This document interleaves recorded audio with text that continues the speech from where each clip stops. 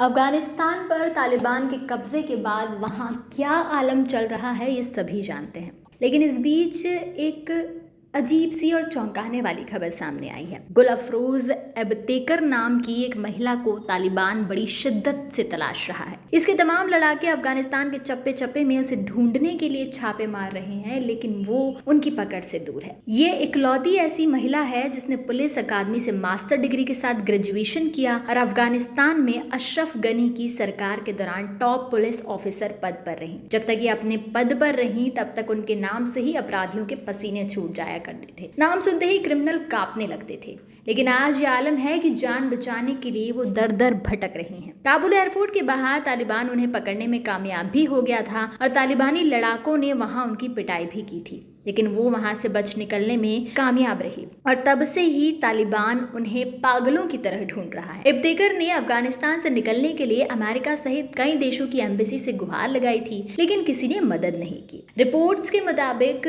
गुल अफरोज इब्तेकर अफगानिस्तान के गृह मंत्रालय में आपराधिक जांच विभाग की डिप्टी चीफ थी। उन्हें अफगान महिलाओं के लिए प्रेरणा समझा जाता है, लेकिन आज उनके लिए अपनी जान बचाना मुश्किल हो रहा है। कुछ दिनों पहले उनका एक बयान सामने आया था जिसमें वो कहती दिख रही थी कि मैंने कई देशों की एम्बेसी से मुझे और मेरे परिवार को बचाने की गुहार लगाई थी। मैं 5 दिनों तक हवाई अड्डे के रिफ्यूजी कैंप में रही। मुझे पूरी उम्मीद थी कि अमेरिकी मदद करेंगे, लेकिन उन्होंने भी आखिरी वक्त पर धोखा दिया।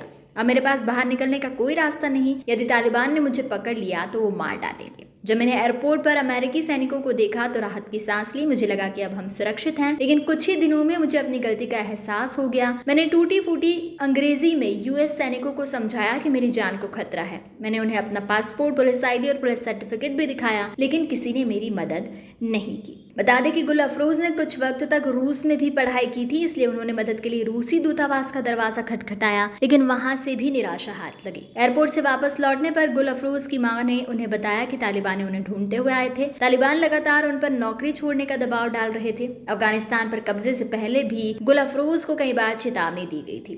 तालिबान ने उन्हें पत्र लिखकर कहा था कि पुलिस की नौकरी महिलाओं के लिए नहीं है, इसलिए उन्हें तुरंत नौकरी छोड़ देनी चाहिए। लेकिन गुल अफरोज ने उनकी चेतावनियों को नजरअंदाज कर दिया और जब तालिबान अब सत्ता में है तो गुल अफरोज की जान पर बनाई है।